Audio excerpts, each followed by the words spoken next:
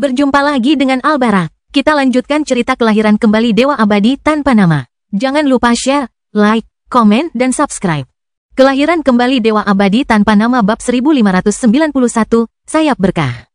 Dunia Lord Husband memang aneh, Amporae berkata sambil tersenyum tipis. Namun, dalam hati, dia cukup senang mengetahui lebih banyak tentang Dion.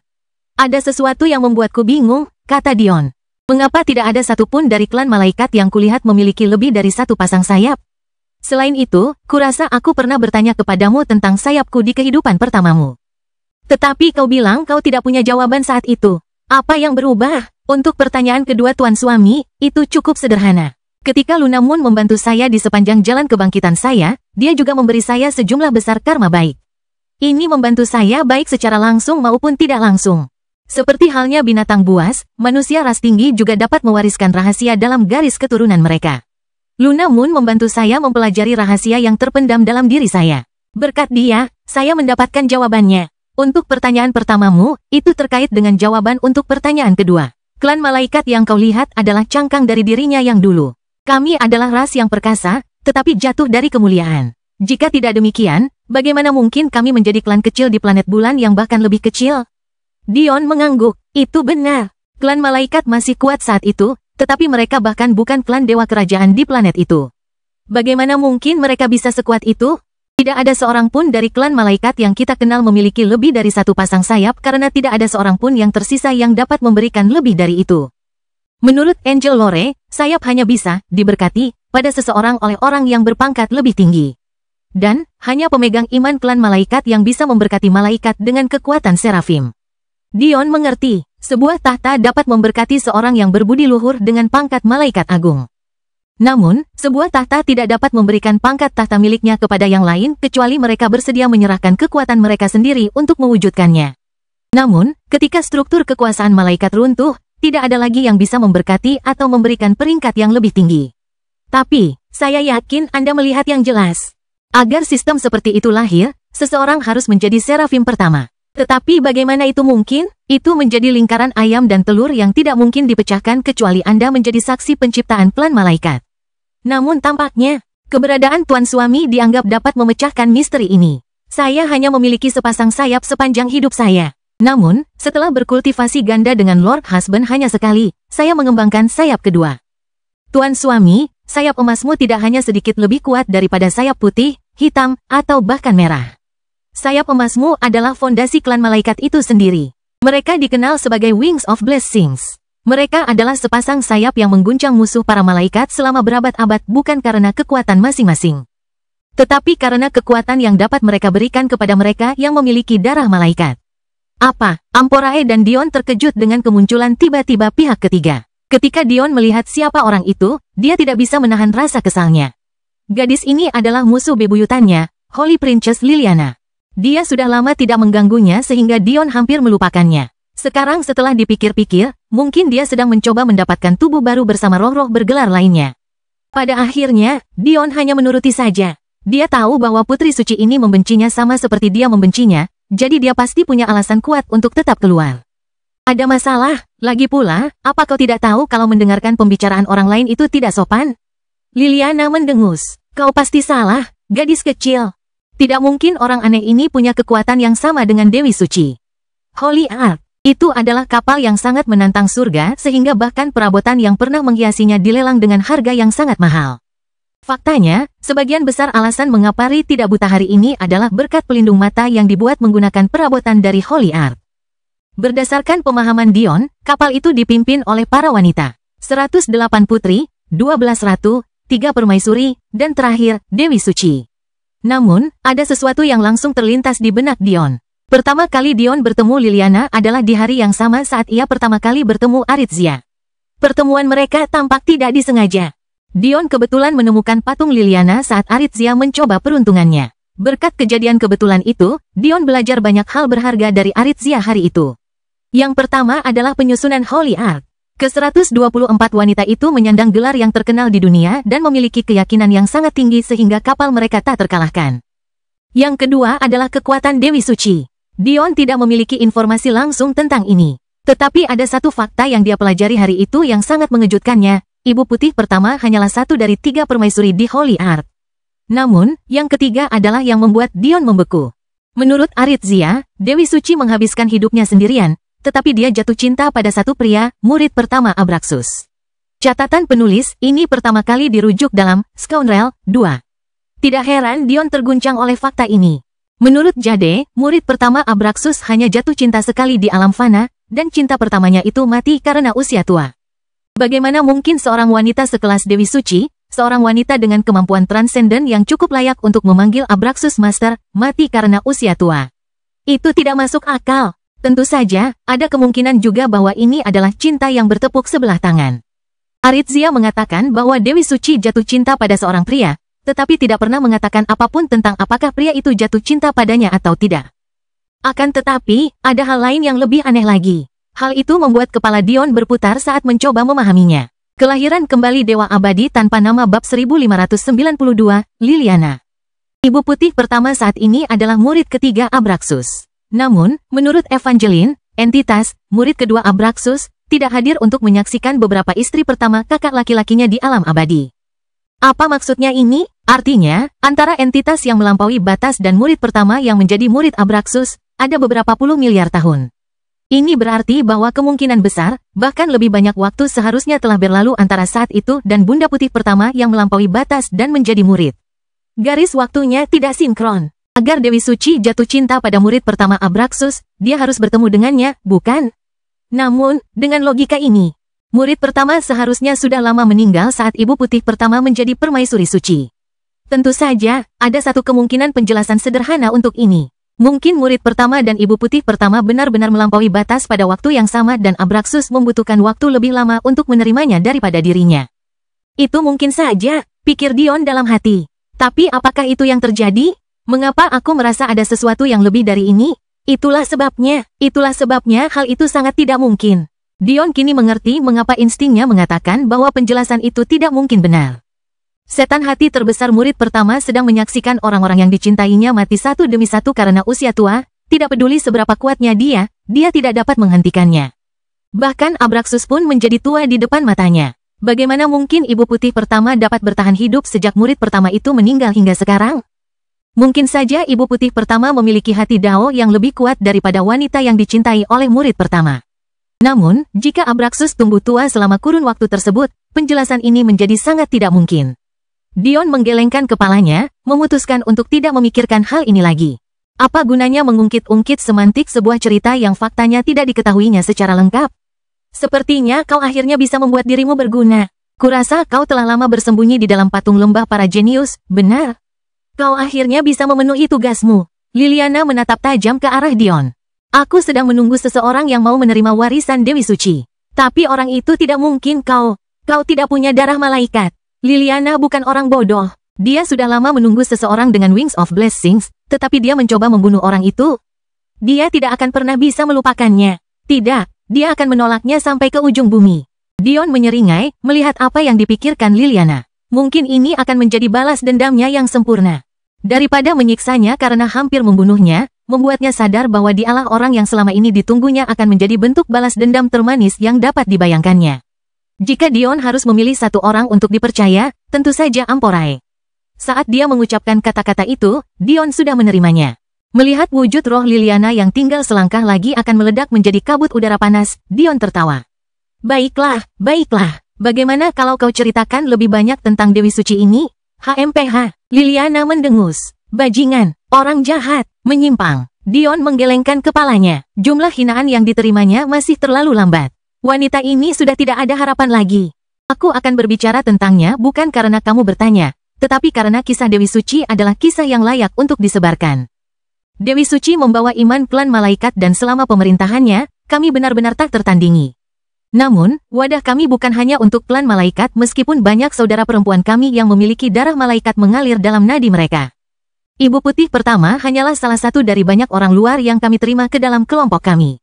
Meskipun Dewi tidak dapat menganugerahinya kekuatan seorang serafim sejati, ia tetap mengangkat Ibu Putih pertama ke tingkat serafim secara seremonial dengan menganugerahkan kepadanya gelar permaisuri. Ratu-ratu adalah malaikat kami, dan kami, para putri, adalah tahta. Cerita itu sendiri bukanlah tentang pasang surut. Holy Art tak tertandingi. Kami tidak memiliki musuh bebuyutan dan kami jarang, bahkan tidak pernah, menghadapi bahaya. Kami hanya menyebarkan berkah Dewi kami kemana-mana. Bahkan aku sendiri tidak tahu mengapa kisah kita berakhir begitu tiba-tiba. Yang bisa kukatakan padamu, menara epistemik tidak akan ada saat ini jika bukan karena kita. Liliana mengepalkan tangannya yang kecil. Bajingan itu, pria jahat itu. Dion tiba-tiba menyadari bahwa Liliana tidak lagi membicarakannya. Namun, hal itu malah membuatnya semakin sedih. Ia punya waktu miliaran tahun untuk memikirkan hinaan bagi orang yang jelas-jelas ia benci, namun ini adalah yang terbaik yang dapat ia lakukan. Mungkin gadis-gadis suci ini benar-benar terlalu suci. Ia tiba-tiba merasa bersalah karena menghukumnya. Dewi Suci melakukan semua pekerjaan itu untuknya, tetapi kemudian dia pergi begitu saja. Dewi Suci sangat berbeda setelah itu. Suatu hari dia menghilang begitu saja. Saya suka berpikir bahwa dia telah melampaui batas. Tetapi saya tidak punya cara untuk mengetahuinya. Saya sendiri tidak pernah memiliki bakat untuk melampaui batas, jadi saya tidak punya harapan untuk mengetahuinya. Begitu ya, jadi sepertinya instingku benar. Penciptaan menara epistemik benar-benar terkait dengan murid pertama lelaki tua itu. Liliana menggertakkan giginya. Jika bukan karena berkat Dewi Suci yang menciptakan, mungkinkah dia bisa berhasil? Itu, Ark. Sepertinya dia sudah menyerah pada hinaan dan hanya puas dengan gerutuan seperti binatang. Gadis malang, bagaimanapun juga, kau tidak mungkin menjadi orang yang ditunggu Dewi Suci. Bagaimana mungkin kau memiliki sayap berkah dan tidak memiliki darah malaikat? Ngomong-ngomong, kau harus mengirimku kembali ke lembah para jenius saat pembukaan berikutnya. Aku harus kembali melakukan tugasku. Kata-kata Liliana tercekat di tenggorokannya. Kelahiran kembali Dewa Abadi tanpa nama bab 1593, senyuman. Bukan karena dia kehabisan bahan untuk diutarakan. Selama tidak menyinggung-nyinggung, wanita muda ini punya bakat berbicara. Mungkin lebih tepat disebut bakat berbicara terlalu banyak. Sebaliknya, alasan mengapa dia membeku, tidak dapat berbicara, adalah karena sayap emas Dion tiba-tiba muncul. Dari posisi duduknya, sayap itu melesat di udara, mengancam akan mengiris Liliana menjadi dua, tetapi berhenti tepat di depan dahinya. Keringat dingin membasahi punggung Liliana meskipun dia adalah roh. Dia merasakan kematian menguasainya saat itu. Kehadiran Dion telah menyatu dengan setiap aspek keberadaannya, dan roh serta jiwa sangat rentan terhadap kehadiran. Jika Dion benar-benar ingin, dia benar-benar dapat membasmi apa yang tersisa dari jiwa Liliana dengan satu serangan. Es sayap O dari BBB Blessing Geges. Liliana benar-benar belum pernah melihat adegan ini sebelumnya. Sejak dia bersama Dion, hanya ada 3 kali dia mengeluarkan sayap emasnya. Pertama kali untuk menekan dan mempermalukan anak. Kedua kali dalam pertempurannya melawan katedral. Dan ketiga kali dalam dunia mistis api emas selama pertempuran terakhir Dion dengan 4 Xian dan Dewa Goldin. Sayangnya bagi Liliana, atau mungkin untungnya, selama 2 kejadian pertama itu, dia telah terlempar ke dunia penyiksaan bersama Matriarch Nifeus.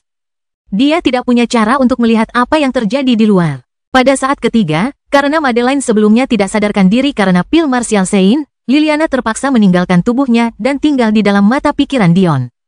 Selama waktu itu, Dion menghalangi pandangannya terhadap dunia luar, tidak ingin berurusan dengan omong kosongnya. Tentu saja, ada juga yang keempat kalinya. Saat itu Dion terbang melewati sekte kabut air untuk melarikan diri ke lautan gelap. Namun, saat itu, Liliana tidak bersama Dion. Dia berada di dunia mistis makhluk surgawi itu. Ini adalah pertama kalinya. Pertama kalinya Liliana melihat sayap Dion. Dan itu menghantamnya bagai bertenton batu bata. Aku benar-benar hampir membunuh penerus Dewi. Dion kesulitan menahan seringainya. Mungkin kalau bukan karena Amporae yang masih dalam pelukannya, dia pasti tertawa terbahak-bahak sampai bibirnya tak bisa menahannya. Liliana menggertakkan giginya. Putri Suci menyapa, "Ses." "Apa itu?" Dion mendekatkan telinganya. "Ses." Mata Dion berkedip polos. "Pengganti." Akhirnya Liliana memaksakan diri keluar. Meskipun tidak ada yang mengatakannya, ini benar-benar takdir. Dalam keadaan normal, Liliana akan langsung mengabaikan Dion saat dia mendatangi patungnya. Namun, kemudian dia mulai meraba-rabanya. Sebagai seorang putri suci, dia tidak tahan dengan itu, jadi dia keluar untuk menegurnya. Akibatnya, dia merasakan jiwanya yang luar biasa, jiwa yang seharusnya terlalu kuat untuk ditahan oleh siapapun di alam fana. Hal ini menyebabkan Liliana mencoba membunuh Dion atas apa yang ia pikir sebagai perbuatan jahatnya dan akhirnya terjebak. Jika semua hal ini tidak terjadi, Liliana akan menunggu selamanya tanpa menemukan orang yang telah ia tunggu selama ini. Akhirnya Liliana menenangkan emosinya dan mendesah. Bagaimana? Bagaimana apa? Suara Dion tak lagi mengandung nada menggoda, ia memutuskan untuk melepaskannya untuk saat ini. Bagaimana mungkin kau memiliki sayap itu tapi tidak memiliki darah malaikat? Aku tidak akan melakukan kesalahan seperti itu jika kau memiliki setetes darah malaikat. Dion mengangkat bahu. Orang tuaku manusia biasa, bagaimana mungkin aku punya darah malaikat? Sayap-sayap ini adalah hasil dari manifestasiku yang menyebabkan perubahan pada tubuhku. Manifestasi? Ya, manifestasiku memiliki sayap malaikat. Tidak lama setelah aku terbangun dari manifestasiku, sebuah tato yang menyakitkan terukir di punggungku dan inilah hasilnya. Berkat itu, bahkan ketika jiwaku disegel, aku masih bisa menggunakan sayapku. Begitu ya, kalau begitu, itu bukan hal yang tidak mungkin. Dion memiringkan kepalanya dengan bingung, tetapi Amporae lah yang menjawab. Ada beberapa kasus di mana manifestasi dapat tumbuh cukup kuat untuk mengangkat ras penggunanya, Lord Husband. Amporae berkata dengan ringan, misalnya, jika seseorang dengan roh senjata mengolah manifestasinya ke alam yang cukup tinggi. Bukan tidak mungkin untuk menampilkan sebagian kehebatan dari peri setengah pedang seperti para pengikut klan Diaso. Alis Dion terangkat karena terkejut. Jadi hal seperti itu juga mungkin terjadi. Meskipun masih agak aneh, sayap malaikatku terukir di tubuhku dengan cepat, hampir terlalu cepat. Aku baru saja mengalami manifestasiku selama beberapa minggu saat itu. Namun, tidak ada bagian lain dari manifestasiku yang bereaksi seperti itu. Mungkin karena manifestasimu mengambil dirimu sendiri sebagai wujudnya. Itu sangat berbeda dari lingkaran cahayamu. Dion berpikir sebentar lalu menerimanya. Dia belum pernah mendengar ada orang yang menjadikan dirinya sebagai perwujudan dirinya, tetapi dia pernah mendengarnya. Ketika Delia membangkitkan perwujudan Ratu Esnya, itu sebenarnya bukan refleksi dirinya sendiri, tetapi pencetus konstitusinya. Namun, perwujudan Dion bukan hanya humanoid. Itu tampak persis seperti dirinya sendiri. Itu juga memiliki kepribadian yang sama. Rasanya seperti dirinya, meskipun lebih dewasa dan merenung. Dion sekali lagi tidak punya pilihan selain mengabaikan sebagian besar hal ini. Dia masih dalam proses memahami manifestasinya, dia jelas tidak membutuhkan apapun lagi untuk mempersulit proses itu. Jadi, apa yang akan kamu ajarkan padaku hari ini? Kata Dion sambil tersenyum lebar. Tunggu, kakakmu. Tampaknya Liliana akhirnya cukup bisa menerima kenyataan dan menyadari keberadaan Amporae. Kamu punya darah malaikat. Bagaimana mungkin? Amporae hanya mengangkat bahu. Bagi orang-orang selain Dion, dia tidak mau repot-repot berbicara, apalagi menjelaskan banyak hal. Liliana mendesah. Seluruh keluarga ini ingin membuatku gila. Selain monster klan Nephilim yang sudah besar itu, seharusnya tidak ada darah klan malaikat yang tersisa. Keberadaannya di sini sama sekali tidak masuk akal. Dan darahnya cukup murni, sangat murni. Kelahiran kembali Dewa Abadi tanpa nama bab 1594 muncul. Mendengar klan Nephilim disebutkan, Dion teringat klan Kaisar Raksasa. Berdasarkan pemahamannya, mereka berada di bawah naungan klan itu. Tampaknya jika ia ingin menggunakan berkahnya dengan tepat, ia harus menemukan orang-orang dengan darah malaikat. Yang tersisa hanyalah Amporae dan calon anak-anak mereka, tetapi klan Kaisar Raksasa adalah jalan lain yang memungkinkan. Jika ia dapat menaklukkan mereka dengan tepat, mereka akan menjadi pion yang sangat kuat baginya. Sayang sekali ia tidak begitu menyukai anak.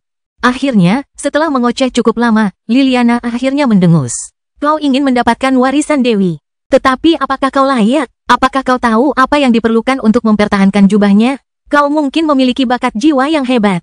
Tetapi mengendalikan Wings of Blessings sama sekali tidak berhubungan dengan jiwa. Berkah adalah bentuk sihir kuno. Satu-satunya sihir yang dapat menyamainya dalam hal asal-usul dan kekuatan adalah lidah naga. Dion tiba-tiba teringat kembali pada air liur naga yang diperolehnya dari dunia mistis api emas. Jika ingatannya benar, si kembar mengatakan air liur naga adalah hasil akumulasi sihir padat dari penggunaan lidah naga berulang kali. Tampaknya mungkin itu lebih berharga daripada yang dia duga. Kau bahkan tidak mengerti sihir paling dasar, tapi kau ingin memahami blessings. Sungguh lelucon. Dion melambaikan tangannya. Katakan saja padaku apa saja berkat itu. Aku perlu memutuskan apakah itu layak untuk kupelajari atau tidak. Kamu, apakah kamu baru saja menyiratkan bahwa mereka mungkin tidak akan melakukannya? Bukannya aku meremehkan dewimu. Tapi, aku benar-benar tidak punya waktu untuk dihabiskan dengan cara apapun. Bahkan jika aku memisahkan klon dari diriku sendiri, itu tetap memerlukan pemikiran. Aku hanya dapat membentuk satu klon tingkat tertinggiku dalam satu waktu. Jiwa junior belum menembus alam surgawi, jadi pengalaman kami juga belum dibagi. Dan, meskipun dia sudah menembusnya, dia lebih cocok untuk kutukan daripada sihir karena konstitusinya, jadi aku juga tidak bisa memanfaatkannya. Jadi, katakan saja apa yang bisa kuharapkan. Bagaimana, guru? Wajah mungil Liliana tiba-tiba berseri-seri saat Dion memanggil gurunya, ia bahkan membusungkan dadanya sedikit, tersenyum bangga. Ia benar-benar kekanak-kanakan. Karena muridku sudah meminta dengan sangat sopan, aku harus menurutinya. Liliana berkata dengan bangga. Setiap pasang sayap melambangkan tingkat berkah yang baru. Sayap malaikat memiliki jalur sirkulasi meridian baru yang tidak dapat diakses oleh manusia normal. Setiap rangkaian sayap baru memperumit pola sirkulasi ini ke tingkat yang lebih tinggi. Pada dasarnya, memiliki sayap malaikat memberi Anda akses ke sihir malaikat dan sirkulasi inilah asal istilah lingkaran sihir. Sayap hitam mengandung sihir penguat tubuh. Sayap putih mengandung sihir penguat dan pengendali ki. Sayap merah mengandung sihir pertempuran. Sayap emas mengandung sihir berkat. Aku bisa mengatakan bahwa dengan kecakapan bertarungmu sekarang, jika kau tiba-tiba memahami semua lingkaran sihir yang tersembunyi di dalam sayapmu secara instan, kau akan mampu melawan ahli Dao bahkan jika kau tidak pernah menyembuhkan lenganmu. Meskipun, dengan kekuatan berkat yang sebenarnya, menumbuhkan kembali lengan adalah hal yang mudah. Dion yang tadinya mendengarkan dengan pasif hampir berdiri tiba-tiba. Kalau saja bukan karena amporae yang ada di pangkuannya, dia pasti sudah berdiri. Apa yang baru saja Anda katakan? Oh, apakah murid itu sangat tertarik sekarang? Tampaknya giliran Liliana untuk membalas. Meskipun kau tidak tahu tentang sihir, setidaknya kau harus tahu ini, 108 meridian seorang ahli sihir mewakili 108 inti. Semakin banyak inti yang dapat dikendalikan oleh seorang ahli sihir, semakin besar kekuatan yang mereka miliki. Namun, batas inti ini hanya untuk manusia dan binatang biasa. Binatang dan manusia ras tinggi yang memiliki garis keturunan sihir yang dalam dapat menyingkirkan batas-batas tersebut. Tanpa inti, keajaiban menjadi lebih mengalir bebas dan menjadi representasi imajinasi Anda yang lebih baik, hampir menjadi lebih seperti ciptaan, seperti karya seorang dewi. Spesies yang berbeda memiliki metode yang berbeda untuk menghilangkan pembatas ini. Naga menggunakan bahasa, tetapi malaikat menggunakan sayap kita. Jika kau mampu mewujudkan sesuatu hanya dengan pikiran dan kata-katamu, kau dapat menggunakan kekuatan yang tak terbayangkan. HMPH, sihir jauh lebih baik daripada alkimia arai. Bibir Dion berkedut. Dia merasa dia mengatakan ini karena murid pertama yang sangat dia benci adalah pendiri alkimia arai. Namun, Dion tidak dapat membantahnya. Hanya saja kedua disiplin ilmu itu bagus untuk hal yang berbeda. Sihir jauh lebih baik untuk pertempuran. Jika Dion dapat menggunakan jiwanya untuk pertempuran dengan cara yang sama seperti sihir dapat digunakan, mungkin dia sudah tidak takut lagi pada keberadaan yang lebih tinggi. Karena perwujudanmu yang aneh itu, kau tampaknya mampu menguasai 3 dari 4 disiplin ilmu sihir malaikat. Namun, itu belum tentu hal yang baik. Mempelajari dan menguasai satu saja sudah cukup sulit, apalagi 3. Selain itu, saat aku masih hidup, aku adalah malaikat bersayap putih sementara Dewi Suci adalah malaikat bersayap emas, jadi kau tidak punya seorang pun yang membantumu menguasai sihir penguatan tubuh. Kau hanya bisa mengandalkan dirimu sendiri. Begitukah? Dion mengangguk. Aku akan memberimu 10 tahun dengan kloninganku. Liliana terbangun dari tidurnya yang nyenyak.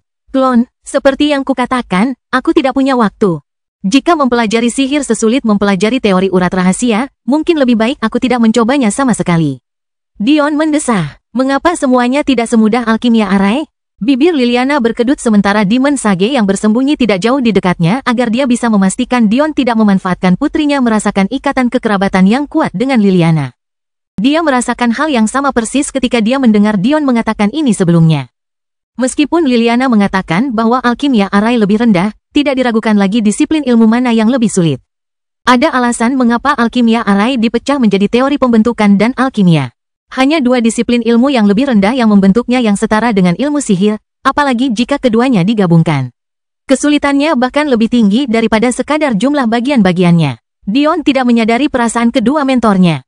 Yang dapat diingatnya hanyalah menghabiskan 25 tahun bekerja keras mempelajari buku-buku teori rune, namun sekarang ia hampir tidak mencapai standar praktisi tingkat tinggi. Sederhananya, jika menyangkut bakatnya dalam disiplin ilmu yang tidak disebut alkimia arai, ia merasa dirinya sampah. Tentu saja, ia tidak memperhitungkan bahwa Demon Sage mengajarinya dengan standar kuno. Dengan standar modern, Dion hampir menjadi Grandmaster Runic Vein Master. Namun, meski begitu, Dion hampir menjadi alkemis arai penguasa planet menurut standar kuno. Jadi, dia jelas tidak puas dengan kemajuannya yang lambat di bidang lain. Tampaknya dia sedikit dimanjakan oleh bakat alkimia arainya. Meski begitu, meskipun Dion mengatakan dia hanya akan memberi Liliana 10 tahun, dia berencana untuk menjalaninya sampai akhir. Kecakapan bertarung yang dijanjikan kepadanya bukanlah hal yang main-main. Jika memang itu dilebih-lebihkan, hari ketika dia menguasai sihir malaikat akan menjadi hari ketika dia tak tertandingi di alam manusia. Saat Dion sedang mempersiapkan klonnya untuk dibawa pergi oleh Liliana, dan klon lainnya untuk dibawa pergi oleh ayah mertuanya, dunia persilatan menjadi gempar, karena kurang dari 30 tahun setelah Dion. Satu nama lagi telah muncul dalam jajaran Dewa Sejati. Sidang ketiga, juara ke-7 Sarusruti. Sidang keempat, juara 1 Sarusruti. Sidang kelima, juara 1 Dion Sacharo. Jumlah kematian, juara 2 Sarusruti. Jumlah kematian, 57. Putri klan Sruti akhirnya muncul kembali. Kelahiran kembali Dewa Abadi tanpa nama bab 1595, Orang Suci. Maukah kau ikut denganku ke suatu tempat? Setelah menangani masalah Liliana dan Sargeras, Dion berbicara kepada Amporae sekali lagi. Dia punya banyak hal yang harus diselesaikan sebelum memasuki Calming Lake. Namun tidak ada yang lebih penting daripada dua hal berikut. Dia harus memikirkan apa yang harus dilakukan terhadap murid-murid Flaming Lily yang praktis menunggu waktu kematian mereka. Dan dia juga harus menyelesaikan urusan Sekte Kabut Air. Dari apa yang diketahui Ri dan Dion, Jasmine kemungkinan besar berada dalam situasi yang mengerikan. Bahkan, kehidupan dan kematiannya mungkin tidak diketahui. Sebenarnya, Dion merasa berutang budi padanya. Seharusnya tidak, mengingat interaksi mereka hanyalah transaksi bisnis biasa. Tetapi Dion tetap merasa sulit untuk mempertahankan sikap dingin yang mungkin dibutuhkannya untuk memimpin aliansi Fana ke puncak. Ada hal ketiga yang Dion coba putuskan. Dia hanya tidak yakin apakah dia harus menanganinya sekarang atau nanti. Dan itu adalah masalah seputar populasi yang tersisa di wilayah Fana miliknya. Selama 5 hingga 6 tahun terakhir, para jenius di dunia Fana telah menorehkan prestasi. Meskipun tidak ada satupun dari mereka yang menerima nilai S seperti Putra Giralda, Ryu, banyak dari mereka yang benar-benar berada di nilai A. Bahkan, Dion menduga bahwa mereka hanya kekurangan satu komponen mental untuk menjadi kelas S. Dion menyadari bahwa adaptasinya yang cepat terhadap dunia persilatan bukanlah hal yang biasa. Tidak semua orang memiliki seorang jenderal sebagai ayah yang telah menanamkan banyak struktur pemahaman yang ia perlukan untuk berhasil dalam dunia persilatan. Anak-anak alam Fana, bahkan Alura, Sibyl, dan Kedar yang berdiri di atas lainnya, memiliki terlalu banyak hambatan mental. Sulit bagi mereka untuk menerima kenyataan bahwa mereka mempertaruhkan nyawa mereka sendiri. Selain itu, menyakiti orang lain dan merenggut nyawa orang lain terkadang bahkan lebih sulit. Konsep kultivasi juga sulit bagi mereka. Mereka berasal dari dunia di mana relaksasi sama nyatanya dengan kerja keras, tetapi kerja keras di dunia persilatan tampaknya tidak pernah berakhir. Tidak ada yang namanya akhir pekan atau liburan, bentuk hiburan yang biasa mereka nikmati juga tidak ditemukan dimanapun. Mereka tidak dapat memahami bagaimana orang-orang di dunia persilatan menghadapi kebosanan yang terus-menerus seperti itu. Tentu saja, ini bisa lebih buruk dari yang sebenarnya. Setelah dunia Fana dihancurkan oleh Matriarch Nifeus, banyak hal yang secara stereotip terjadi di dunia Fana ikut menghilang. Namun, bahkan dengan kebenaran ini, perbedaannya terlalu mencolok. Dion perlu mencari cara untuk mengatasi hal ini atau bakat bawaan tak senonoh yang dimiliki orang-orang di dunia Fana saat lahir akan sia-sia. Atas pertanyaan Dion, Amporae tentu saja mengangguk, menyatakan penerimaannya dengan memasuki dunia batin Dion. Tidak butuh waktu lama bagi Dion untuk mencapai stasiun teleportasi di lantai surgawi, tetapi dia juga menyadari bahwa Sekte Kabut Air telah melarang teleportasi ke wilayah mereka. Untungnya, Jasmine masih bisa menjalankan haknya sebagai kepala istana. Mustahil untuk mengesampingkannya sepenuhnya, atau aturan sekte akan menjadi tidak berarti dan Sekte Kabut Air akan kehilangan semua iman yang telah terkumpul. Saya lihat kamu sudah datang. Suara lemah menyapa Dion saat ia menyelinap ke istana tanpa terdeteksi sama sekali. Tentu saja, ini bukan karena susunan penyembunyian. Bagaimanapun, tidak peduli seberapa tidak bertanggung jawabnya Sekte Kabut Air, tidak mungkin mereka cukup tidak kompeten untuk tidak mendeteksi aktivasi formasi teleportasi mereka sendiri. Namun, Dion beruntung. Pertama, mereka tidak memiliki ahli Dao yang cukup, jadi hanya makhluk surgawi yang ditempatkan di sekitar formasi. Dan kedua, garis keturunan Little Yin telah terbangun. Karena Dion adalah jangkarnya, dia dapat membawanya ke mode sembunyi-sembunyi dan tidak perlu khawatir kehilangannya seperti yang harus dia alami dengan Ri. Saat ini, Dion dapat bersembunyi dari para ahli Sudo Dao dengan mudah. Dan, jika ia melapisi pisau True Weapon Wheel dengannya, bukan tidak mungkin untuk bersembunyi dari para ahli Dao yang lebih rendah. Kita punya kontrak, bukan? Kamu sudah memenuhi bagianmu, jadi sekarang saatnya aku memenuhi bagianku. Dion tidak memakai topeng, dia juga tidak mengubah penampilannya. Sekarang, meskipun dunia mungkin belum bisa menebaknya, Jasmine pasti tahu bahwa Jaws dan Dion adalah orang yang sama. Masalah dengan Clara yang terjadi pada saat yang sama ketika Sapientia juga ikut campur di sini terlalu kebetulan. Oh, Jasmine menjawab dengan lemah. Aku tidak berkhayal. Jiwamu jauh lebih kuat daripada jiwaku meskipun harga diriku tidak mengizinkanku mengakuinya. Jika kau mau, kau bisa menghancurkan kontrak kita. Apa kau benar-benar ingin mempertahankan kesepakatan dengan wanita jahat sepertiku? Dion menatap mata kuning Jasmine yang lelah. Tampaknya dia benar-benar telah melalui banyak hal dalam beberapa tahun terakhir. Ketika dia dengan berani memindai tubuhnya dengan indera ilahinya, dia menyadari organ-organnya ada di mana-mana. Namun, sekali lagi, pembusukan itu mungkin disebabkan oleh teknik jahatnya dan bukan hal lain. Tuan suami, biasanya mustahil untuk membawa seseorang keluar dari jalan yang jahat, tetapi itu seharusnya berada dalam lingkup Wings of Blessings. Kehendak suciku juga dapat mendukungmu. Jika kita juga menggunakan Soul Tome sebagai pembersih terakhir, untuk memurnikan jiwanya. Jika kekuatan kehendaknya cukup kuat, dia dapat meninggalkan jalan ini. Meskipun Dion mendengar ini, dia tidak langsung bereaksi. Dia merasa bahwa tidak mungkin meninggalkan jalan yang jahat. Dan mungkin itu hanya berlaku bagi seseorang yang tidak memiliki begitu banyak harta karun yang menantang surga.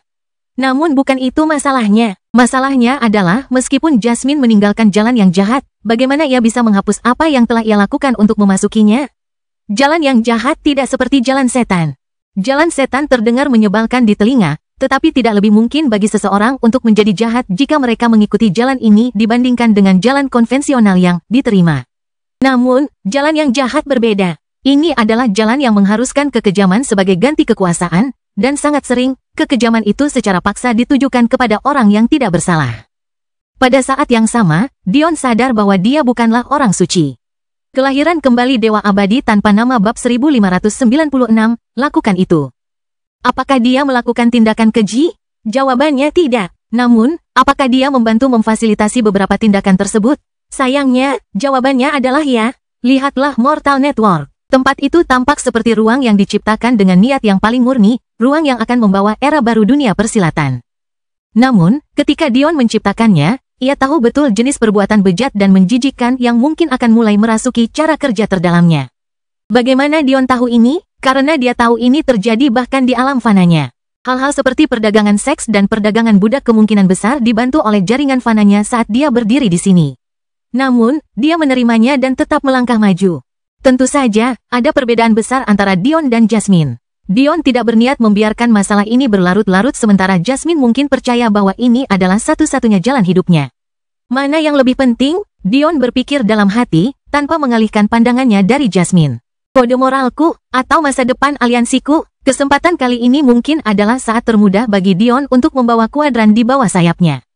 Yang harus ia lakukan hanyalah mengandalkan Amphorae dan para penjaga untuk membunuh para tetua klan Mist, lalu Jasmine dapat mengambil alih kendali penuh kuadran kabut air. Setelah klan Mist tidak dapat memberikan perlindungan lagi, mustahil bagi Annabella untuk terus bersembunyi, yang akan memungkinkan Ri menjadi warisan sekte mereka. Dalam beberapa puluh ribu tahun berikutnya, Ri pasti akan mengambil alih jabatan kepala istana dan kuadran kabut air secara resmi akan menjadi wilayah klan Sacharo. Tampaknya begitu sederhana, begitu dalam jangkauannya. Itu ada di sana. Dia harus berjuang dalam pertempuran yang tak terhitung banyaknya untuk mengklaim kuadran Golden Flame. Dia sama sekali belum siap untuk menantang klan Ragnar, Pakal, Uida, dan Beast Lions. 99 alam semesta memiliki kedalaman yang belum dapat dilihat Dion. Sesuai dengan haknya, ini adalah kesempatan pertamanya yang sebenarnya untuk mengambil kuadran untuk dirinya sendiri. Kamu akan menerima 5% dari sumber daya tambang Dark Ocean dan juga menerima layananku sebagai calon penguasa planet selama 10 tahun ke depan. Selama kamu menyediakan bahannya dalam kurun waktu 10 tahun, dan pil itu bukan dari jalur jahat, aku akan meramunya untukmu. Jasmine menatap ke arah Dion. Kelemahan itu, kode moral itu akan membunuhmu suatu hari nanti. Pilihan yang tepat adalah mengambil kepalaku, di sini dan sekarang. Bahkan, mungkin kau harus memurnikannya menjadi boneka mayat dan benar-benar menjadikan sekte kabut air milikmu sendiri. Tapi, hatimu lemah, begitukah? Dion menjawab tanpa emosi. Saya pikir justru sebaliknya. Dion berbalik untuk pergi. Mengambil alih sekte ini adalah pilihan yang mudah. Membiarkanmu pergi begitu saja dari genggamanku adalah hal yang sulit. Meskipun Amphorae tidak setuju dengan pilihan Dion, dia tetap diam. Jika Anda bertemu dengan orang jahat, tetapi Anda dapat mengubahnya menjadi boneka yang bekerja keras untuk kebaikan selama sisa hidup mereka, bukankah Anda harus menerimanya? Bahkan jika Jasmine jahat, apakah penting jika Dion mengambil keinginannya? Mencari kekuasaan dengan imbalan jiwamu sendiri akan selalu menjadi jalan termudah. Tidak ada reformasi bagi seseorang yang telah menjual jiwanya. Meskipun Dion tidak melihatnya, kilatan di mata Jasmine jauh lebih ganas saat dia mendengar kata-kata ini. Beberapa hal bersifat relatif, kata Jasmine lembut. Bagi orang yang tidak memiliki kompas moral, lebih mudah memilih jalan kejahatan. Namun, bagi mereka yang memilikinya, itu lebih sulit. Pandanganmu terhadap dunia masih terlalu hitam dan putih, meskipun aku tidak menyalahkanmu mengingat masa mudamu. Langkah kaki Dion terhenti. Mungkin dia benar. Mungkin pandangannya memang terlalu satu dimensi. Jika nyawa istrinya menjadi taruhannya, dan satu-satunya pilihannya adalah jalan yang jahat. Apakah ia masih bisa berdiri teguh pada moralitasnya? Kalau begitu, bukankah akan sangat sulit baginya untuk memilih jalan yang jahat? Namun, bukankah ia akan tetap memilihnya? Menarik.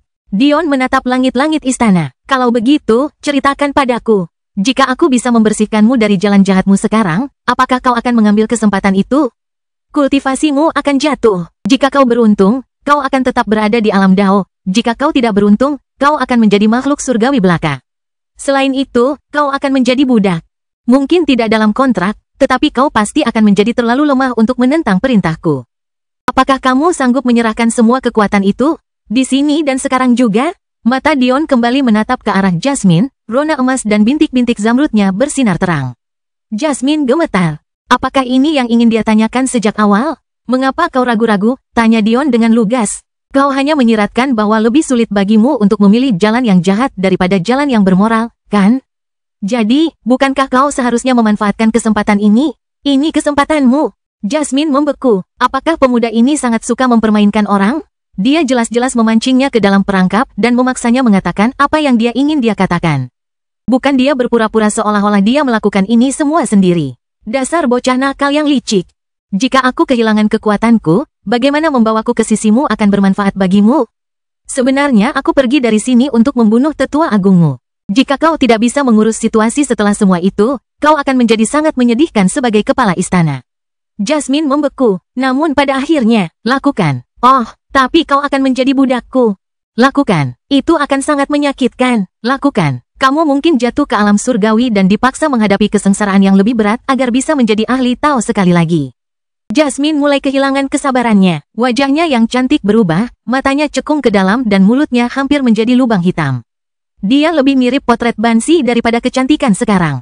Lakukan saja. Kelahiran kembali Dewa Abadi tanpa nama bab 1597, memilih. Kau akan menjadi boneka aliansi Fanaku. Hak-hakmu tidak akan sama dengan hak orang lain.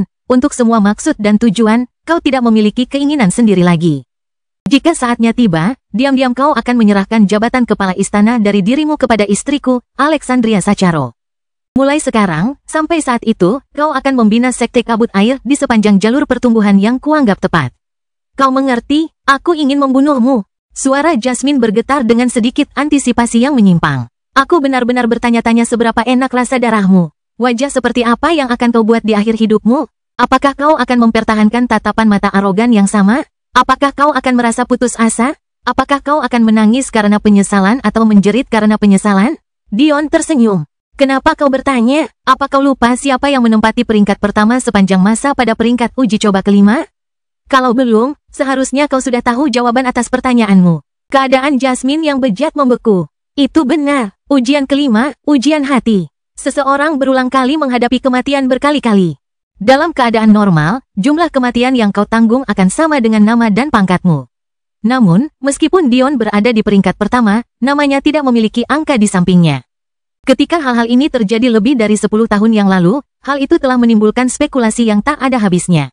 Namun, ketika yang lain mempertimbangkan jeda waktu antara hasil uji coba keempat Dion dan kelimanya, mereka mengerti. Menara itu tidak mampu mematahkan tekadnya. Kau marah, kata Dion. Kau marah karena aku memandang rendah dirimu, karena aku meragukan tekadmu, karena aku memperlakukanmu dengan jijik dan hina.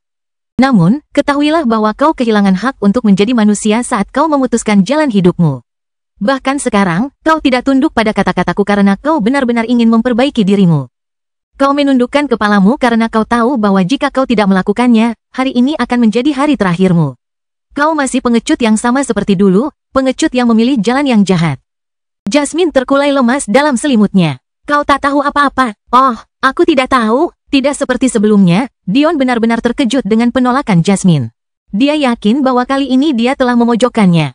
Fakta bahwa Jasmine masih mau mendorong berarti ada sesuatu yang benar-benar tidak diketahuinya. Entah itu atau jalan jahat telah lama mendistorsi apa yang tersisa dari kepribadiannya. Untuk setiap kebaikan, ada kejahatan. Untuk setiap cahaya, ada bayangan. Alam fana pasti berputar menuju kehancurannya sendiri karena keseimbangan ini telah hilang. Semua orang percaya bahwa surga itu kejam, tetapi ini bukanlah kebenaran. Itu adalah satu-satunya makhluk yang tidak bias dan sempurna yang ada. Apakah kau mencoba memberiku pelajaran filsafat? Alis Dion terangkat, mengatakan padaku bahwa aku tidak akan mengenali kebaikan jika tidak ada kejahatan adalah caramu untuk mengelak.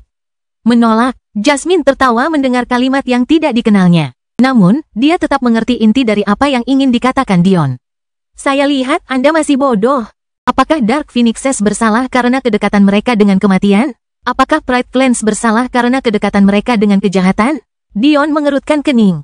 Tiba-tiba dia teringat sesuatu yang sangat penting, meskipun dia tidak mengerti mengapa dia baru mengingatnya sekarang.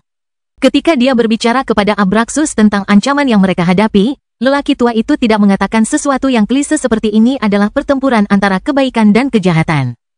Kata-katanya yang sebenarnya adalah bahwa pihak lain dikenal sebagai kekacauan, dan pihak mereka dikenal sebagai keseimbangan. Sepertinya kau mengira aku memilih jalan ini. Baiklah, biar ku beritahu sesuatu. Mata dan mulut Jasmine berubah menjadi lubang hitam yang dalam dan tak berujung. Aku terlahir seperti ini. Apakah aku masih pantas membayar harganya? Dion tidak tahu harus menjawab apa. Bahkan, dia tidak menjawab sama sekali. Dia terdiam cukup lama sebelum berbalik dan pergi. Dion bukanlah orang yang tidak bisa mengakui kesalahannya, dan dalam kasus ini, dia memang salah.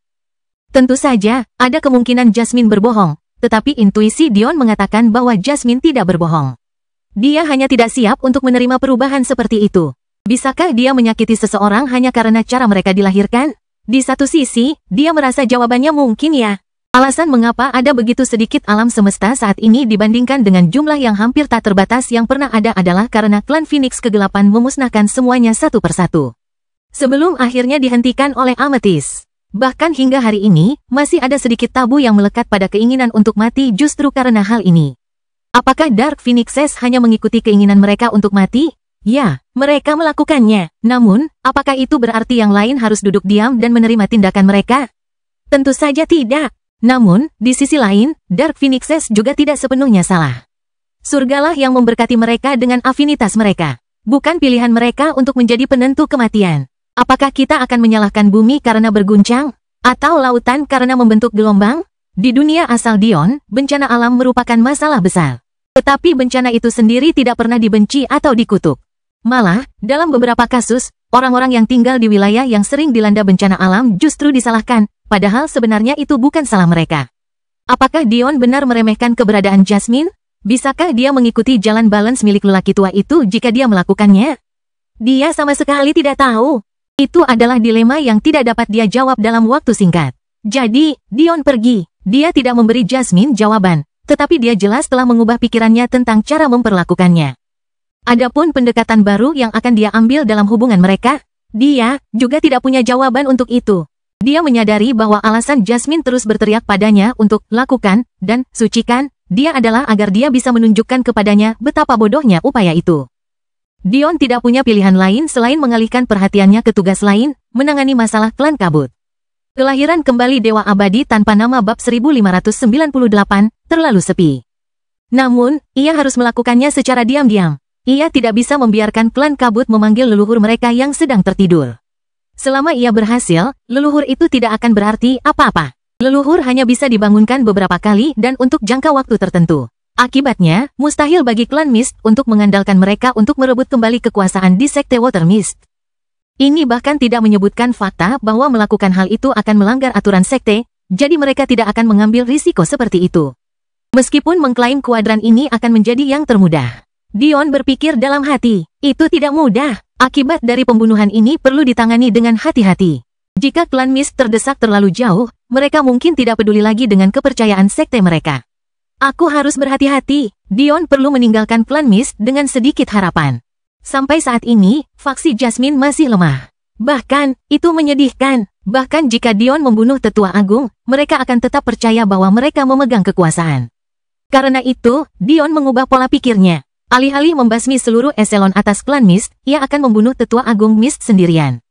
Ini akan membuat mereka tidak memiliki ahli tingkat atas yang dapat mereka andalkan. Aku akan memberimu hadiah yang bagus sebagai ganti telapak tangan yang kau kirimkan padaku. Niat membunuh yang dalam tertanam di matanya. Dion memasuki wilayah klan Mist seperti gumpalan asap. Apa yang orang anggap sebagai sekte kabut air dan klan kabut benar-benar terpisah. Wilayah klan kabut terletak di alam semesta yang terpisah dan berdekatan yang diambil alih oleh klan kabut sebagai basis operasi mereka. Mirip dengan klan Ueda yang dulunya terbentuk dari klan Gautama Ueda dan Alidor, sekte kabut air juga pernah memiliki dua keluarga pilar. Sayangnya bagi sekte kabut air, hanya klan kabut yang tersisa, meninggalkan klan lainnya yang hilang karena tergerus waktu. Memasuki wilayah klan Mist cukup mudah bagi Dion. Meskipun formasi teleportasi dijaga, menyembunyikan fluktuasi spasial sebesar ini menjadi semudah bernapas berkat Little Yin. Little yang hanya bisa merenung dalam diam saat dia melihat adik perempuannya mengambil peran yang semakin penting. Bergerak melalui kekosongan itu aneh. Meskipun Dion bisa bertahan dalam waktu yang lama, bahkan selamanya, tanpa bernapas, selama ia masih memiliki ki, ia tetap merasa seperti tercekik dalam kekosongan itu. Ia juga sangat sulit untuk mengarahkan dirinya, memahami atas, bawah, kiri, dan kanan sama sekali tidak mungkin. Jika bukan karena Little Yin dan Yang, Dion akan kehilangan dirinya dalam ruang gelap yang tak berujung itu. Dion tersenyum saat mendarat di planet Geisha. Ia sudah bisa membayangkan dirinya menyelinap ke wilayah musuh dengan seluruh pasukan yang tersembunyi di dalam dunia batinnya. Sungguh suatu prestasi yang luar biasa. Tidak seperti sekte kabut air yang hampir mustahil untuk melihat laki-laki, planet Geyser jauh lebih seimbang. Tampaknya banyak tokoh laki-laki terkemuka di kuadran mereka ditempatkan di sini. Dion tidak membuang waktu. Tanpa gesekan, bergerak di dalam ruang hampa juga jauh lebih cepat daripada bergerak di luarnya. Hal itu dapat diabaikan di luar angkasa, tetapi di planet atau daratan manapun dengan atmosfer seperti ini, hal itu memberi Dion kecepatan relatif yang sangat tinggi. Hanya dalam beberapa detik, dia telah menyelinap ke inti kota Geyser dan memasuki wilayah klan kabut. Namun, aula-aula di halaman klan Mist yang luas tampak terlalu sepi. Terlalu sepi, istana klan Mist sebenarnya merupakan kumpulan dari banyak bangunan yang dihias dengan indah. Meskipun arsitektur mereka tidak sebagus kerajaan Elfin, dan jelas tidak sebanding dengan Mei Ying, mereka mengimbanginya dengan kekayaan yang sangat banyak yang mereka curahkan untuk istana tersebut. Hal itu membuat Dion merasa sangat jijik. Mereka menyalurkan begitu banyak sumber daya ke dalam usaha yang sia-sia, tetapi berani menahan sumber daya dari para jenius sekte mereka hanya karena mereka tidak memiliki nama Mist. 3 orang jenius yang mereka lumpuhkan adalah contoh utama dari hal ini. Ketika Dion memikirkan betapa hancurnya semangat mereka, dia mengepalkan tinjunya. Sangat mungkin mereka tidak akan pernah mendapatkan kembali hati Dao yang membuat mereka menjadi jenius sejak awal. Dalam banyak hal, penghalang mental yang mereka hadapi bahkan lebih tinggi daripada yang dihadapi oleh para jenius di alam fana. Mengapa begitu sedikitnya kehadiran di sini? Indra ketuhanan Dion cukup hebat untuk mencakup seluruh planet beberapa kali. Tetapi ada alasan mengapa dia tidak memilih untuk menggunakannya setelah datang ke sini. Dia harus berhati-hati, akan menjadi puncak kebodohan untuk meremehkan akumulasi klan yang telah ada selama jutaan tahun. Bahkan jika Dion yakin bahwa tidak ada ahli yang dimiliki klan Mist yang dapat mendeteksi indera keilahiannya, itu tidak berarti mereka tidak memiliki formasi atau harta yang mampu melakukannya. Jika mereka diperingatkan akan kehadirannya, ini tidak akan lagi menjadi operasi yang mudah. Meski begitu, bukan berarti Dion tidak punya pilihan. Alih-alih berlarian di sekitar tempat yang luas tanpa arah, ia mengirim Little Yang untuk mengintainya. Berkat itu, tidak butuh waktu lama bagi Little Yang untuk kembali dengan jawabannya. Mereka sedang mengadakan pertemuan. Gunakan Saret Sense. Little Yang berkomunikasi dengan Dion dari jarak jauh. Dion mengangguk dan melakukan apa yang dikatakan Little Yang. Mirip seperti Return, Saret Sense adalah teknik lain dari kastil tahap pertama penjinak binatang yang diserbu Dion. Teknik ini memungkinkannya untuk berbagi mata dan telinga dengan rekan-rekan binatangnya. Teknik ini sangat berguna saat digunakan bersama Little Yang dan Yin. Setelah menemukan area yang menurut Dion tidak akan sering dikunjungi, dia mengaktifkan Saret Sense. Tak lama kemudian, dia mengerti mengapa pertemuan ini diadakan. Sepertinya mereka telah menyadari bahwa ada keanehan dengan Dark Ocean. Baik Grand Elder Mist maupun Second Elder Mist hadir. Keduanya mewakili kekuatan terkuat yang dimiliki klan Mist. Ya, dalam hal wanita. Kedua wanita itu diberi gelar Tetua Agung dan Tetua hanya karena hubungan mereka dengan Sekte Kabut Air, yang jelas merupakan sekte khusus wanita. Namun, Dion menyadari bahwa ia telah membuat asumsi yang salah. Bahkan, ia menyesal tidak memikirkan kemungkinan ini. Kelahiran kembali Dewa Abadi tanpa nama bab 1599, kebingungan. Dion selalu percaya bahwa klan Mist pasti memiliki semacam harta karun yang memungkinkannya untuk menyamai kultivasi alam Dao tinggi Jasmine meskipun berada di alam Dao tengah. Dia pikir inilah alasan Jasmine tidak bisa menggoyahkan klan Mist, tetapi dia salah, sangat salah. Di dalam ruang pertemuan, Tetua Agung Mist tidak duduk di kursi utama. Meskipun benar bahwa berdasarkan kesepakatan, dia adalah orang kedua yang memegang komando. Orang kedua tetaplah orang kedua. Di kursi utama ada seorang pria. Dia tidak tampak tua, mungkin berusia akhir 20-an dan hampir 30-an. Namun, mengingat dia adalah seorang ahli Tao, ini berarti bahwa terobosan terakhirnya sudah lama sekali, tetapi juga belum terlalu lama. Mungkin sekitar 20-30 ribu tahun. Tekanan yang diberikan pria ini sejauh ini adalah yang terkuat. Meskipun Dion tidak menggunakan akal sehatnya, dia dapat mengandalkan Little yang untuk melihat fakta bahwa pria ini adalah ahli Dao tinggi setingkat Glorianis. Tidak, Glorianis sedikit lebih kuat, tetapi hanya sedikit lebih kuat. Jadi, kuadran kabut air juga memiliki pria sekuat ini. Jadi mengapa mereka memilih rute khusus wanita? Ini jelas bukan keinginan klan kabut. Berdasarkan situasi saat ini, jika sekte kabut air tiba-tiba melonggarkan aturan mereka untuk mengizinkan pria, Jasmine tidak akan punya tempat berpijak lagi. Alasan Dion berpikir ini sudah jelas. Itu karena pertemuan itu tidak hanya dihadiri oleh generasi tua, tetapi juga beberapa pemuda yang memancarkan aura ganas.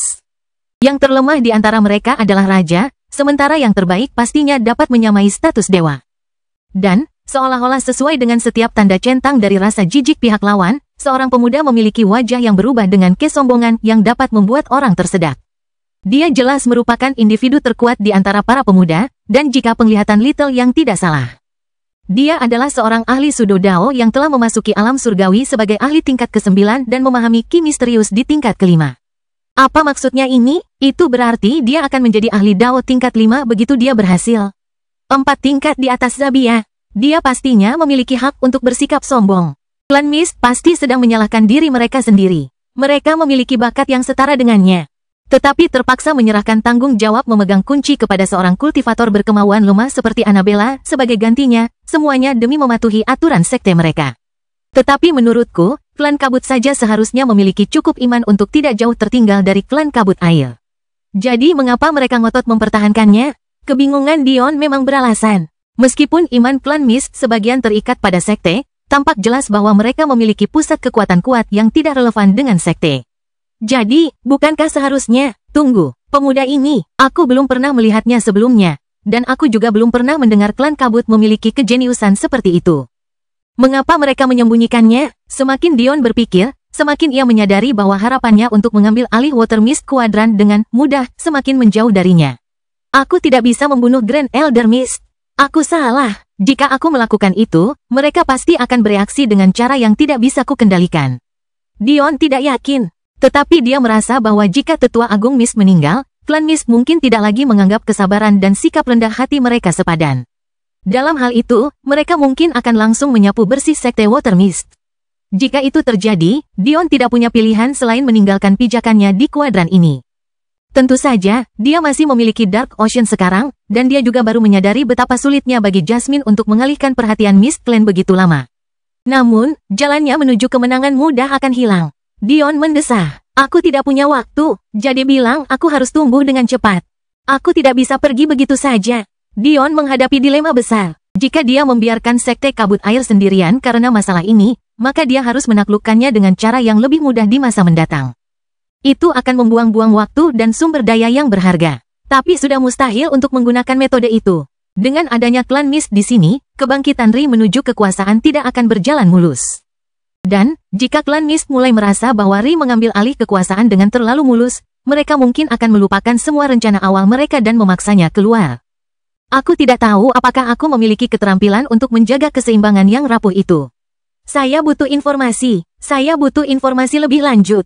Dion memikirkan fraksi bayangan sekali lagi, tetapi hal itu hanya membuatnya depresi. Dia telah mengerjakannya selama lebih dari 100 tahun, tetapi dia belum berhasil. Itu benar-benar terlalu menyedihkan. Jika fraksi bayangan tidak berhasil untuk saat ini, aku sendiri yang harus menjadi fraksi bayangan. Dion segera mulai bekerja. Berkat Mortal Network, prosesnya menjadi jauh lebih mudah. Ia menciptakan beberapa susunan pemantauan. Mereka akan merekam suara dan visual. Kemudian, ia memberikannya kepada Little yang untuk ditempatkan di tempat-tempat strategis di sekitar wilayah Mist Clan. Dia tidak khawatir klan Mist akan menemukan susunannya. Dia mengerahkan seluruh kemampuannya. Setiap susunan adalah tingkatan bulan. Selain itu, karena dia mengandalkan jaringan mortal, bahkan jika mereka entah bagaimana merasakan fluktuasi aneh, itu akan disalahartikan sebagai pekerjaan jaringan. Pilihan untuk membuat susunan setinggi bulan membuat prosesnya memakan waktu yang sangat lama, tetapi Dion harus sangat teliti. Sambil menyelesaikan tugasnya dengan cepat, dia terus mendengarkan rapat tersebut. Aku masih percaya bahwa kita harus mengirim seseorang untuk menyelidiki Dark Ocean. Seorang tetua klan Mist yang lebih rendah berbicara. Terlalu berharga saat ini untuk menyerahkannya begitu saja. Bahkan jika butuh waktu, itu akan sepadan. Kelahiran kembali Dewa Abadi tanpa nama bab 1600, rencana. Para tetua lainnya mengerutkan kening. Baru beberapa hari yang lalu, mereka menyadari formasi teleportasi mereka ke Dark Ocean berhenti berfungsi sama sekali. Akibatnya, satu-satunya metode yang mereka miliki untuk memeriksa apa yang terjadi adalah dengan menempuh jalan yang jauh. Perjalanan ke alam semesta lain memakan waktu minimal 5 hingga 10 tahun. Lalu ada perjalanan pulang yang harus diperhitungkan. Yang tidak mereka ketahui adalah bahwa usaha mereka sia-sia. Jika mereka mencoba menemukan Dark Ocean berdasarkan koordinat sebelumnya yang mereka ketahui, mereka akan tersesat dalam kehampaan. Dion telah lama mengubah koordinat tersebut, yang berarti satu-satunya metode untuk menemukan Dark Ocean adalah melalui Dion sendiri, atau dengan bantuan seorang ahli spasial dan kekosongan. Ini terlalu kebetulan, tetua lain menimpali. Tepat saat kami hendak memfokuskan perhatian kami pada lautan kegelapan lagi, kami mulai mengalami rentetan serangan terus-menerus. Kami bahkan kehilangan beberapa tetua, dan banyak ahli Sudodao. Lalu kami mendapat pesan dari informan itu untuk menimbulkan masalah bagi Alexandria Snow. Dan kemudian, tidak lama setelah dia menghilang bersama suaminya, yang, perlu Anda ingat, pergi melalui portal menuju Dark Ocean. Kami tiba-tiba kehilangan kontak dengan Dark Ocean sepenuhnya. Ini mungkin bukan misteri besar. Mereka mungkin hanya menghancurkan susunan teleportasi di sisi lain. Bagaimana mungkin? Ada banyak arai publik yang kami buat. Tetapi ada lebih banyak lagi yang rahasia. Dark Ocean terlalu berharga untuk tidak memiliki beberapa failsafe. Cukup. Ruangan itu tiba-tiba menjadi sunyi. Itu tidak lain karena kepala klan, Patriark Mist telah berbicara. Masalah-masalah ini tidak penting. Aku harap kamu tidak mengganggu kultivasiku hanya karena ini. Tidak. Para tetua lainnya tampak bingung. Tetapi tetua Agung Mist lah yang memperbaiki keadaan. Sumber daya Dark Ocean selama ini tidak pernah kami ketahui. Kami lebih tergila-gila dengan kemungkinannya daripada hal lainnya. Namun, saya rasa sudah sepantasnya untuk lebih memperhatikan hal ini. Tetap saja, ini bukan alasan utama kami memanggilmu hari ini. Topik utama pertemuan hari ini adalah Sapientia. Jika masalah ini terus berlanjut seperti ini, pelelangan akan dibatalkan. Ada banyak orang yang sangat tidak senang dengan hal ini. Akhirnya, Dion mendengar sesuatu yang membuat telinganya terangkat. Lelang Sapientia merupakan acara besar, bahkan begitu besarnya sehingga diumumkan lebih dari 1 dekade sebelumnya. Faktanya, Lilith dan Istana Mimpi Buruknya telah merencanakan selama ratusan tahun untuk mengumpulkan kekayaan yang dapat mereka gunakan untuk lelang ini. Rahang Dion mengatup. Sepertinya rencana Aritzia belum berakhir. Mereka mungkin mencoba menjadikan klan Sacharo sebagai musuh publik nomor 1 dengan menggunakan mereka sebagai alasan untuk membatalkan lelang ini. Lelang Sapientia, Patriark Mist terdiam sejenak. Jika aku tidak salah ingat, ada beberapa barang penting yang kita butuhkan dari lelang ini agar peluang kita gagal bisa dikurangi. Apa sebenarnya yang terjadi? Suaranya tidak terdengar seperti dia marah dengan kejadian ini. Kami tidak sepenuhnya yakin, tidak ada seorang pun yang yakin. Satu-satunya fakta yang kami ketahui ada 2. Salah satunya adalah bahwa Comet Lord Gallagher, pencipta Mortal Network, sebenarnya adalah anggota klan Sacharo. Fakta kedua adalah bahwa Sapientia melanggar kontrak mereka dengan Comet Lord, yang memungkinkannya untuk menguasai 95% Mortal Network. Selain itu, para Sacharo mulai memberikan tekanan berat pada pasar Sapientia Corner. Kota Sapientia telah hancur, dan tidak ada seorang pun yang pergi ke Sapientia Corner lagi untuk mendapatkan sumber daya pil mereka.